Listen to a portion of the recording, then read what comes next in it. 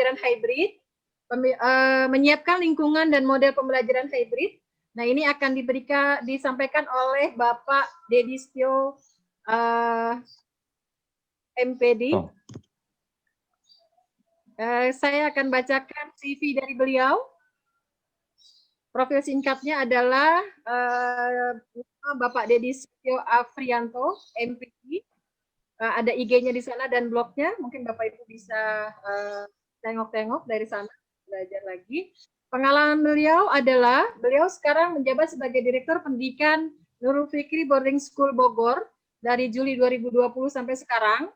Kemudian sebelumnya menjadi Kepala Sekolah SMA Nurul Fikri Boarding School Bogor dari Juli 2017 sampai Juni 2020. Beliau juga pernah menjadi delegasi Indonesia di International Training Consultant for Change di Malaysia 2018. Pengurus Pusat Jaringan Sekolah Islam Terpadu Indonesia bidang riset dan pengembangan tahun 2018 sampai sekarang. Beliau juga sebagai konsultan dan pengembang e-learning sistem pusat pendidikan dan pelatihan mineral dan batu bara Kementerian SDM RI. Suara saya jelas nggak ya? Jelas ya, oke. Kemudian dari Kementerian SDM RI di Agustus 2013 sampai dengan 2015. Kemudian beliau sebagai fasilitator penyiapan bahan tayang e-learning bagi Widya Iswara Badan Informasi Geospasial atau BIG. Kemudian beliau juga sebagai NF Education Center Associate tahun 2019 sampai sekarang. Beliau juga sebagai instruktur nasional Kemdikbud penerapan kurikulum nasional 2013. Beliau juga sebagai MGMP di Kabupaten Serang, Provinsi Banten tahun 2012 sampai 2015. Dan beliau juga pernah menjadi pengurus Pusat Federasi Guru Nasional. Ya, itu adalah profil singkat dari Bapak Dedi. Baik, sekarang kita serahkan saja kepada Pak Dedi untuk memaparkan materi selanjutnya. Baik. Kepada Pak Dedi, dipersilahkan. Bismillahirrahmanirrahim. Assalamualaikum warahmatullahi wabarakatuh. Waalaikumsalam. Dengan jelas ya Bu Nita ya? Waalaikumsalam warahmatullahi wabarakatuh. Syukurilah di siang menjelang sore ini, buat teman-teman Indonesia Timur barangkali sudah masuk di asar ya, tadi ya. Senang sekali di siang hari ini ketemu dengan rekan-rekan sekalian, sekaligus berguru juga nih kepada Pak Wes ya, guru kami, dosen kami, terus berikutnya Bu Nita ya, di teknologi pembelajaran dan teknologi pendidikan ya, luar biasa. Dan juga pada Bapak Ibu sekalian yang sudah meluangkan waktu hadir di siang hari ini. Ini adalah hari sekaligus waktu yang cukup kritis ya, Bapak Ibu sekalian. Di satu sisi tadi pagi Bapak Ibu yang sebagai guru barangkali sudah nyiapin tentang pembagian rapot ya, barangkali yang liburan sudah packing atau nyiapin besok ke kampung halamannya yang liburan ya, dan tetap ikuti protokol sesuai dengan himbauan pemerintah ya. Di sisi lain kita tetap harus semangat untuk terus-menerus belajar ya, Bapak Ibu sekalian. Saya mulai dengan pantun ya, agar kita fresh. Jalan-jalan ke kebun raya. Ini karena saya dari Bogor nih Bapak Ibu. Ya, jalan-jalan ke kebun raya, beli mangga di pasar Taman Sari. Ya, mari belajar bersama-sama, tetap hebat dan menghebatkan di masa pandemi. Masya Allah. Gitu ya Bapak Ibu sekalian ya. Nah, mudah-mudahan tetap semangat belajar di hari ini. Nah, bicara tentang hybrid learning dan masa transisi ini saya anggap sebagai keyword ya, sebelum kita masuk lebih dalam terkait dengan apa-apa yang ingin kita bahas nanti ya. Sedikit agak mundur sedikit, kita dari Maret ya 2020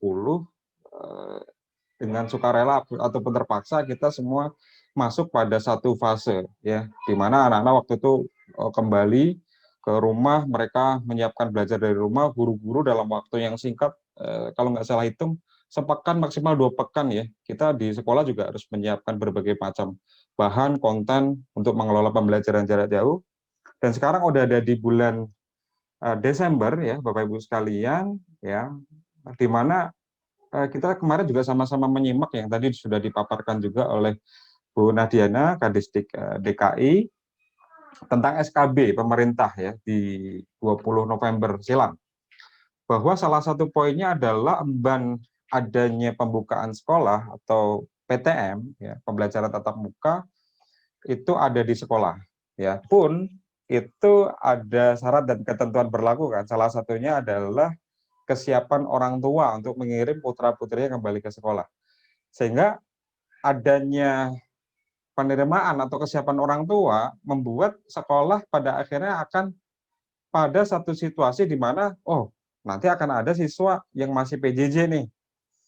Ada juga siswa yang PTM, ya, karena bisa jadi orang tuanya siap sehingga mengirimkan dan seterusnya begitu. Jadi ada dua kondisi dalam satu waktu, ada dua lingkungan dalam satu keadaan, gitu ya. Sehingga kita juga, wah, dengan cara apa nih kita akan bersiap? Itu kira-kira akan kita songsong nanti di bulan Januari, ya. Jadi Maret 2020 hingga sekarang Desember kita anggap itu sebagai fase pertama, fase awalan.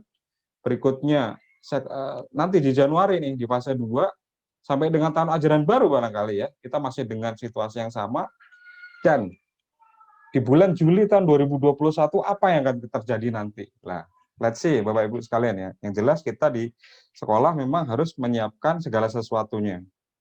Di dalam slide atau presentasi yang saya siapkan ini, pertama pastinya ada why-nya dulu, terus berikutnya what, yang terakhir ada how-nya. Terkait dengan why dan what-nya, barangkali tadi di Pak Uwes dan berikutnya Bu Nahdiana juga sudah menyampaikan kenapa sih kita harus memilih mode-mode ini, dan juga ada beberapa penerapan ya dan implementasi yang saya kira Bapak Ibu juga mendapatkan banyak inspirasi atau pencerahan di presentasi Pak Uwes tadi. Nah, Bapak Ibu sekalian, ini memang joke yang muncul, saya cek itu di Forbes, itu salah satu majalah ya atau bisnis ya yang cukup mentereng gitu ya. Ini joke para CEO di perusahaan-perusahaan besar. Jadi siapa sih sebenarnya tokoh yang bisa menggiring digital transformation ya? Ternyata dari 3C, CEO, CTO, COVID, jawabannya adalah COVID ya. Dan tidak hanya di perusahaan-perusahaan Bapak Ibu sekalian, di sekolah juga secara sukarela atau terpaksa ada hal-hal baru yang pada akhirnya akan kita pelajari dan terus-menerus kita geluti kan, minimal sampai dengan menit ini ya, kita sama-sama belajar di ruang maya ini. Ya, ya sekolah, dunia bisnis, bahkan kalau kita lihat kawan-kawan kita yang ada transformasi bisnis yang dulu jualan tanaman kayaknya ya biasa aja reguler, hari gini jualan tanaman jadi naik gitu kan. Bisnis apalagi teknologi ya dan hal-hal lain sebagainya. Ya, sehingga bicara tentang transformasi ya, saya mengutip ya, ada Thomas Alfredman itu di salah satu tulisannya di New York Times, kita akan masuk ke depan di suatu masa di mana kita nggak akan bisa balik lagi loh Bapak Ibu di masa sebelum pandemi. Contoh, ketika nih anak-anak sekarang nih sudah 8-9 bulan dari bulan Maret, mereka memegang gadget, ya komputer, koneksi internet, ya dan seterusnya, yang mereka bergelut dengan konektivitas sehari-harinya, dan pembelajaran kan berjalan di situ kan. Tapi ketika nanti kita anggap saja kita sudah keluar dari masa pandemi, yang kita nggak tahu kapan itu terjadi, gitu ya. Pertanyaannya mungkin nggak kita akan balik lagi ke masa sebelum pandemi, Februari dan sebelum-sebelumnya? Jawabannya sepertinya akan sangat kecil sekali peluang untuk bisa ke sana Bapak Ibu. Dan ini challenging banget pastinya untuk semua sekolah. Sehingga bicara tentang pembelajaran pendidikan, ya Bapak Ibu sekalian, sebenarnya ya kalau kelas atau sekolah secara fisik itu tutup itu iya.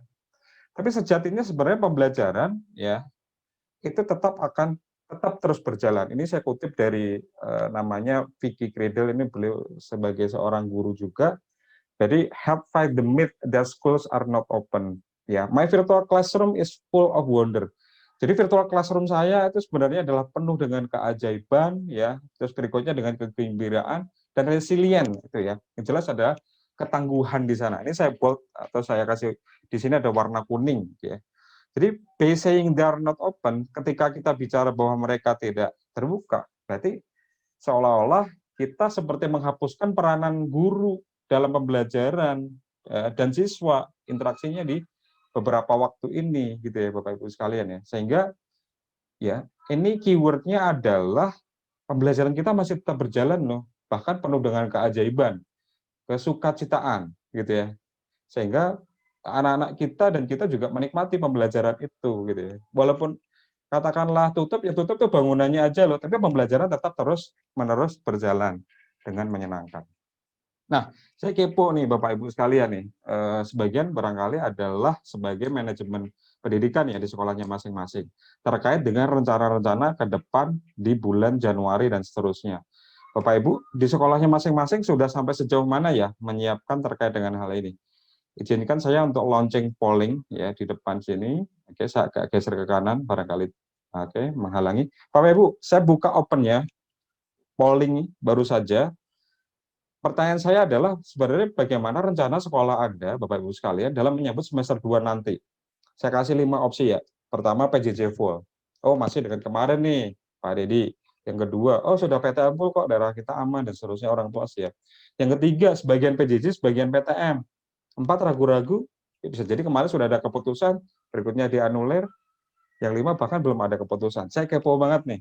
Dan ini juga, ini menjadi bahan kita untuk diskusi lebih lanjut lagi ya nanti Bapak Ibu ya. Yang sudah ada laman polling di layarnya atau di gadgetnya minta tolong dipilih ya salah satu di situ ya Bapak Ibu ya. Oke, terima kasih. Dari 90 yang bisa memilih polling ini, wah jalan terus nih. Sudah 30% lebih. Oke, 34%. Oke. Oke, terima kasih, terima kasih. Ya, 40% lebih sudah jalan terus. Oke, kita batasi hitungan mundur ya, hitungan 10 ya. Mudah-mudahan Bapak Ibu sudah bisa menjawab semua nanti. Oke, 10, 9, 8, 7, ayo masih terbuka kesempatan bagi yang belum. 6, 5, 4, 3, 2, sudah 50%. 1. Oke, terima kasih Bapak Ibu yang sudah memberikan pilihannya. Oke, ini ya hasil pilihan dari Bapak Ibu sekalian. Oke, agak saya geser biar nggak menutupi jendela Bapak Ibu. Nah, oke, paling tinggi pilihannya adalah sebagian PJJ dan PTM, itu 49%. Berikutnya lari PJJ full. Oke, jadi memang ada juga sekolah dari Bapak Ibu yang masih dengan PJJ. Oke, jawaban berikutnya ragu-ragu nih. Nah, terus belum ada keputusan. Oke, yang paling kecil sendiri adalah PTM full. Oke, ini juga bisa menjadi gambaran kami ya di dalam melanjutkan slide atau presentasi berikutnya. Ya, sehingga kalau dalam polling yang barusan Bapak Ibu isikan tadi ya, berarti lebih banyak di poin 3, sebagian PJJ dan PTM. Dan barangkali juga Bapak Ibu sedang nyari referensi nih, kalau dengan PJJ dan PTM dalam satu waktu sekaligus, hal-hal apa nih yang akan kita siapkan? Manajemen pendidikan, guru, dan siswa. Ya, oke. Nah, Bapak Ibu sekalian, oke. Ini di masa transisi pembelajaran kita yang tadi di awal sudah saya singgung sedikit ya. Masa PJJ pertama di Maret dan Desember, berikutnya PJJ 2 ya insya Allah nanti akan kita jalani di Januari 2021 plus PTM tentu saja jika ada opsi PTM ya yang kita sudah bersiap dan tahun ajaran baru nanti. Oke, kita akan jawab 3 pertanyaan ya Bapak Ibu sekalian. Apa dan bagaimana hybrid learning, bagaimana menyiapkan lingkungannya, dan ketiga model-modelnya. Oke. Oke, ini sudah kita sama-sama lihat. Oh ya, oke. Ini pertama adalah saya munculkan terkait dengan survei di sekolah-sekolah di distrik Amerika. Tapi saya nggak akan bahas karena itu saya ambil dari Edwix ya Research Center. Di sisi kanan ini ada angka-angka, kita nggak akan bahas itu. Tapi di sisi sebelah kiri nih Bapak Ibu, di mana sebenarnya pilihan-pilihan ya untuk pembelajaran ke depan itu terbuka cukup lebar. Contoh, nah di sini ada juga tuh pilihan full time in person instruction. Artinya adalah di sana tatap muka ada juga yang memilih gitu ya full tatap muka 15%. Ya, terus berikutnya ada apa lagi nih? Remote and in person with families choosing between 100%. Ya, oh ternyata ada juga yang kombinasi nih antara jarak jauh dengan tatap muka ya. Dan pilihan-pilihan yang lain ya. Sehingga sebenarnya apa kedilemaan ini tuh dialami oleh seluruh dunia, Bapak Ibu sekalian ya. Jadi teman kita tuh sebenarnya banyak ya, ketika dengan kondisi saat ini. Ya, walaupun kita sudah memiliki vaksin ya, tapi let's see, mudah-mudahan vaksin ini ya nanti yang terbaik ya untuk kita. Tapi tetap saja kita ada satu hal yang membuat sekolah-sekolah ya di seluruh dunia, di Amerika sendiri juga galau, di kita apalagi gitu ya, dengan berbagai macam kondisi dan tantangannya yang dimiliki oleh setiap sekolah. Oke. Jadi ini Bapak Ibu sekalian. Nah, ada poin-poin esensial yang ingin saya sampaikan di sini untuk bicara tentang hybrid learning lebih jauh gitu ya. Ini ya, Edwig juga ini saya ambil termasuk komponen-komponen ini nih. Ada dari sisi siswa ya. Jadi kita juga bicara tentang apa namanya? Kerawanan nih siswa dalam hal ketika mereka kita ajak kembali ke sekolah ya. Contohnya anak-anak kelas rendah, kelas 1, 2, 3, dan bahkan TK dan masih ke bawahnya lagi, itu kerawanan itu tuh yang nggak ingin kita dorong lebih lanjut misalkan. Terus berikutnya di sini nih, ada namanya, ini saya ambil constructive feedback, ya, bahwa kalau kita bicara tentang ini dari sisi pembelajarannya ya Bapak Ibu sekalian, ngomongin tentang feedback tidak hanya tentang oh ya oke, nanti tugas kamu akan saya kasih feedback, tapi yang ada yang lebih penting dari itu ya, fast and responsive feedback. Jadi kecepatan memberikan feedback dan responsif, karena ketika kita sudah mengikrarkan, mendeklarkan bahwa kita akan menyelenggarakan pembelajaran hybrid ya, tapi komponen ini kita lupakan, maka efektivitas itu juga akan tertinggal nanti gitu ya. Terus berikutnya komponen tentang menyediakan resources ya, sumber-sumber ya, dan penugasan untuk apa? Untuk siswa yang belajar di kelas dan belajar jarak jauh gitu kan. Dan di hal yang lain tentang strategi ya, tentang bagaimana pembelajaran itu lebih individualized ya, lebih person ya, mencapainya. Ini di berbagai macam terminologi dan kajian akademik ya, saya yakin juga kita temukan ya, termasuk juga nanti di slide saya berikutnya ada istilah-istilah tuh yang sering kita temuin tuh, ada blended itu sendiri, ada hybrid sendiri. Saya ambil kalau yang ini saya dari Iowa State University gitu ya. Saya bold di sini. Hybrid learning combines face-to-face and online teaching into one cohesive experience. Jadi ada pengalaman yang secara kohesif berjalan, itu mengkombinasikan antara tatap muka dengan online, gitu ya. Jadi kadang-kadang di beberapa kelas-kelas ya, baik itu pembelajaran yang ada di sekolah atau di kampus gitu ya, itu ada sesi kelas untuk tatap muka dan juga jarak jauh melalui online, gitu ya.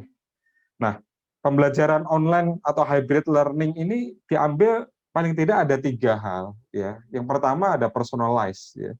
Personalize itu ya tadi seperti saya menyimak juga tadi dari presentasi Pak Wes ya tentang pembelajar otonom ya. Ini ketika anak-anak atau siswa dia bisa nih merancang, memilih konten, materi, topik, metode, pendekatan yang ingin dia pilih di dalam pembelajarannya, maka itu akan menjadi lebih mereka ya tertarik ya dengan pembelajaran itu. Dan yang kedua relevan karena dengan perkembangan yang ada saat ini gitu ya, terus engage. Jadi siswa akan jadi lebih wow, aku harus terus-menerus nih menggali materi-materi ini gitu ya. Jadi konteksnya adalah di sini sih sebenarnya. Kata kunci penting kenapa kita memilih hybrid learning. Dengan pandemi atau tanpa pandemi ini sebenarnya Bapak Ibu sekalian gitu ya. Kenapa itu? Oke. Nah, kontinum ya kita namakan ini. Jadi makin ke kiri ya, makin ke kiri pelibatan online-nya ini akan semakin minimalis. Makin ke kanan ini pelibatan online-nya akan semakin banyak. Nah, ini istilah-istilah yang sering ya kita temui. Face to face ya, ini tatap muka ya, di mana ada teknologi ketika muncul di situ ya, ada Bapak Ibu yang menggunakan presentasi segala macam, itu sifatnya opsional saja. Oke.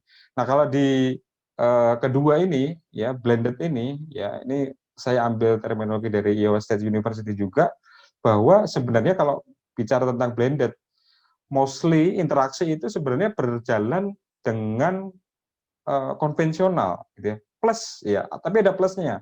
Plus penggunaan teknologi di sana sehingga menunjang pembelajaran itu dilakukan, baik itu dari sisi delivery kontennya atau juga dari assessment ya dan hal-hal lain di situ. Nah, kalau yang hybrid yang di nomor 3 ini, 1, 2, 3 ini, ya, ada integrasi itu Bapak Ibu sekalian, antara face to face gitu ya dengan online-nya. Dan bahwa di sini ada satu situasi yang sama yang dihadapkan oleh kita sebagai pengelola pembelajaran, dalam hal ini sebagai guru ya, di dalam bagaimana kita agar bisa mengelola dua macam lingkungan itu dengan efektif.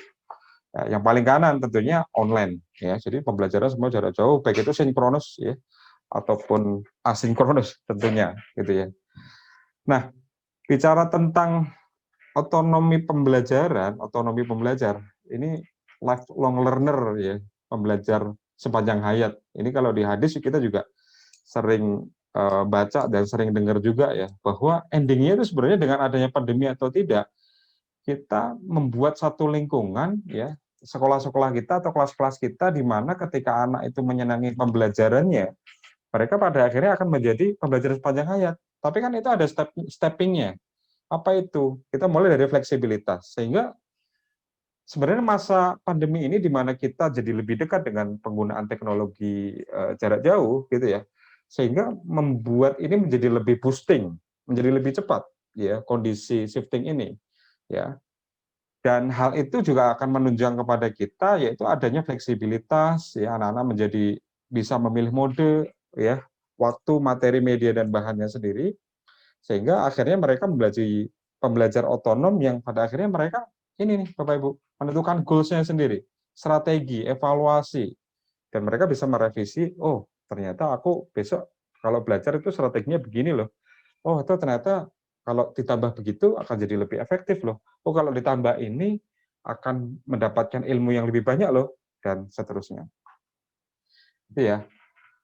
Ini dari Thomas Alfredman tentang bagaimana curiosity, rasa ingin tahu, dan passion itu, Bapak Ibu, yang merancang mereka memiliki kepemilikan terkait dengan pendidikan dan pembelajarannya sendiri. Gitu ya. Nah, saya akan masuk lebih dalam tentang penyiapan hybrid di kelas-kelas kita. Jadi ada beberapa tahapan saya kira ya untuk menuju ke sana. Ya, ini saya ambil dari salah satu referensi juga ya di Media and Learning Uni Eropa. Ya, tapi memang ada beberapa istilah-istilah dan terminologi. Kalau di sini ada high flex ya, high flex delivery design. Oke, jadi Bapak Ibu, kita akan ke satu tempat nih. Anggap saja kita imajinasikan seperti itu.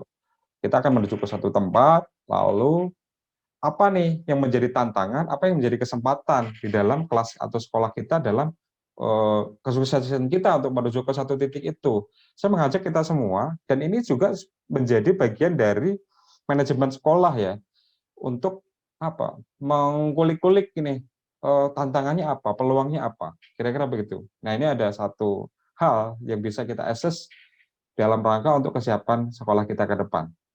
Itu ya, opportunities, kesempatannya gitu ya. Terus berikutnya listnya apa nih? Oh, kalau kita akan menuju ke sana, hal-hal apa nih yang menjadi kesempatan kita untuk belajar lebih banyak? Tantangannya apa nih untuk dari sisi sekolah, dari sisi siswa, teknologinya, dari sisi administratif.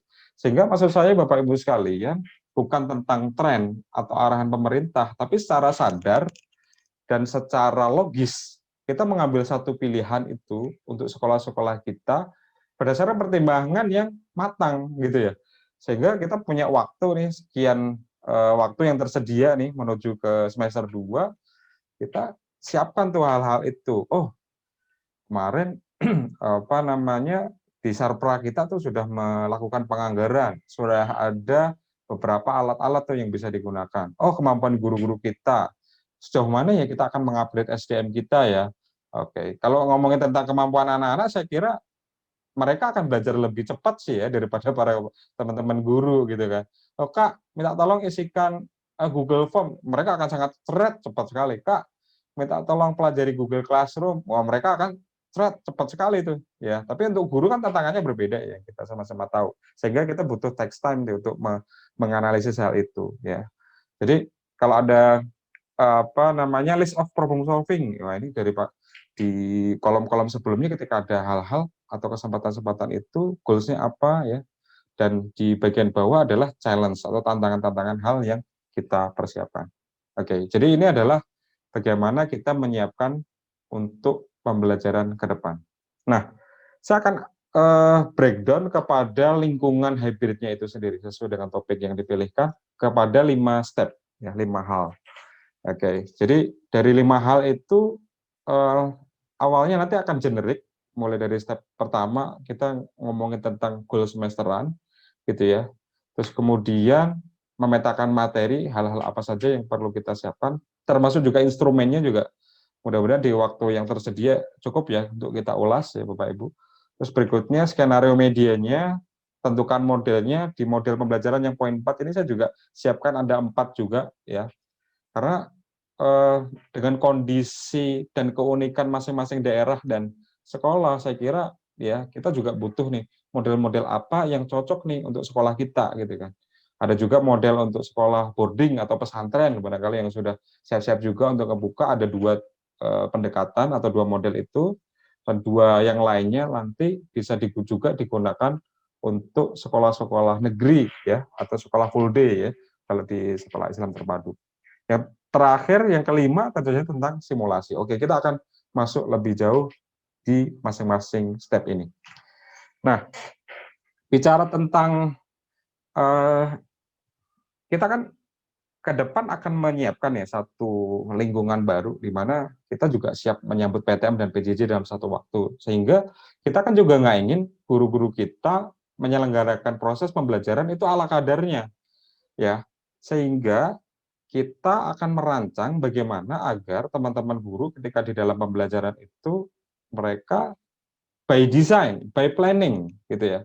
Sehingga mirip dengan proses yang akan kita lakukan menjelang tahun ajaran baru, di mana kita berikan kesempatan teman-teman untuk mengelola dan merancang pembelajaran itu, ada silabus, prota, prosem, dan bahkan RPP-nya, ya. Tapi ini ada satu hal baru, ya, yaitu terkait dengan apa nih, goals kita nih, ke depan dalam rangka hybrid ini. Oh, apa ada asesmen yang seperti apa nih yang akan kita berikan, termasuk juga ekspektasi kunci, ya. Oke, saya mengusulkan ada namanya desain backward, Bapak Ibu. Jadi ngomongin hal ini sebenarnya kita mulai dari yang paling ujung, ya. Design with the end in mind. Ini kalau di Stephen Covey di apa Seven Habits ya, ya with the end in mind. Jadi sebenarnya kalau kita akan mulai pembelajaran hybrid, pertanyaan pertama adalah ya itu tadi course outcome, learning objective. Di akhir itu sebenarnya kita ingin siswa kita akan seperti apa, begitu ya? Itu pertanyaan pertama, gitu ya. Di akhir pembelajaran kita ingin siswa itu menguasai hal apa, memahami apa, menguasai apa, gitu kan? Nah, dilanjutkan karena kita ingin menguasai A, B, C, D, kita akan mengaksesnya melalui apa, gitu ya? Oke. Tahapan berikutnya adalah, wow, ini apa saja nih akan kita lakukan dalam pembelajaran kita? Apa yang seharusnya mereka ingin baca, akan baca? Dan apa juga aktivitas ya yang akan mereka temui ya, ini namanya design backward ya Bapak Ibu sekalian. Kita di dalam pembelajaran hybrid yang akan kita rancang juga kita akan menggunakan satu pendekatan ini, design